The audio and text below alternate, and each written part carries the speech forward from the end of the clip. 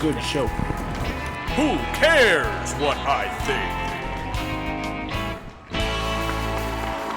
Moonjumper here, episode 8 of Who Cares What I Think. We're talking about the only movie I've been able to see in the last 9 months. Tenet, the Christopher Nolan sci-fi spy-fi thriller starring John David Washington as a black op intelligence agent turned unsuspecting time traveler of sorts, which I'll explain in a moment. I'll try to keep this as spoiler-free as possible because it's pretty much been the only new movie being shown in your hometown movie theater, and I don't want to spoil it for you, since otherwise the newest film shown is a minimum of 20 years old. If you want to see The Big Lebowski for the 15th time, you may be able to go down to your local theater right now and watch it, if your local theater is open, and chances are it is not because it is permanently out of business. I don't think Tenet and fellow Sacrificial Lamb The New Mutants, which I missed, will be enough to keep them open. Even though we have a vaccine coming out, but with what appears to be a new administration coming in, you can fully expect that it will now be slow-walked and lockdowns to be doubled down.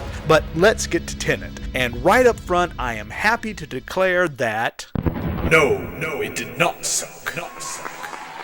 bottom line, I enjoyed it, but you have to be aware that if you are looking for a film just to sit back, turn off your brain, eat some popcorn, and relax for the first time in this whole chaotic year, this movie ain't it. I knew something was up when I entered the theater and my sister-in-law happened to ask one of the handful of theater employees who hadn't been laid off what he thought about it, and his answer was he was completely lost. He had no idea what he had just watched, and I've talked to him a number of times. He's not a dumb guy, so I knew I was going to have to really concentrate and pay close attention to make any sense of what I was about to watch. And I was going into this film completely unspoiled. I went out of my way not to be spoiled or influenced. All I knew was the title, Tenet, and that it was some kind of spy-fi thriller, which I tend to enjoy. I didn't even know that it involved time travel, or more accurately, time manipulation via time inversion. So I was going into this completely fresh. In fact, I kind of assumed that Tenet was the main character's name. It's not. Tenet. It'll open the right doors, some of the wrong ones too. Tenet is a code word associated with a top-secret experiment gone wrong, which in essence splits our timeline in two. One in which time is moving forward, one in which time is moving in reverse.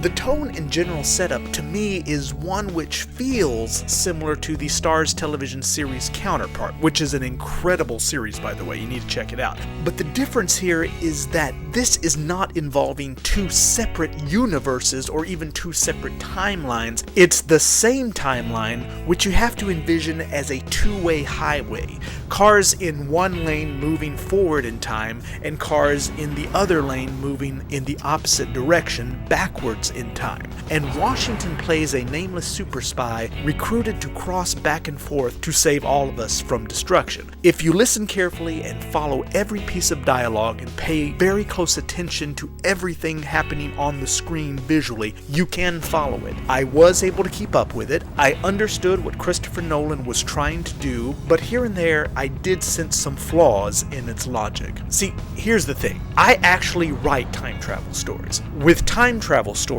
you have to establish a very specific set of rules governing how your paradoxes are going to work. And they can be your rules. They don't have to be Robert Zemeckis' rules or H.G. Wells' rules or even Einstein's rules, but they have to be specific rules and you have to follow them consistently. I could write a whole theoretical treatise, in fact I have written page after page on this very topic, when it comes to paradoxes associated with and or governed by intent, a keyword used by Christopher Nolan in this film and one that I've been using in my time travel stories for years, so I knew where he was coming from. I could sense that Nolan was trying very hard to establish a set of rules, but was at times writing himself into a corner where he ends up having to break his own rules in order for the hero to complete some of his various tasks to save the day, which kind of weakens the strength of the film's logic in an otherwise intelligently written film.